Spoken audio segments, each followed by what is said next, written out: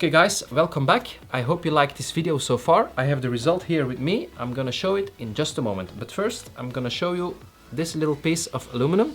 Now, I was not planning on doing a giveaway in this video, but then this piece broke off while pressure washing it.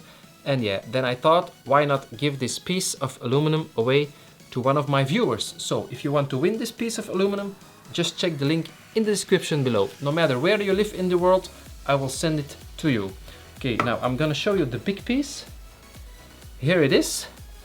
And I think, yeah, it's quite amazing. I'm gonna do a close-up here. And as you can see, the shape of the ORBEEZ transferred to the aluminum. And yeah, I think you can consider this as a piece of art. I think I'm gonna put this in my house somewhere and just enjoy the sight of it. Okay guys, now I also have a question. Shall I do this experiment again with brass? Yes or no? Let me know in the comments below. And yeah, see you in the next video guys. Bye bye.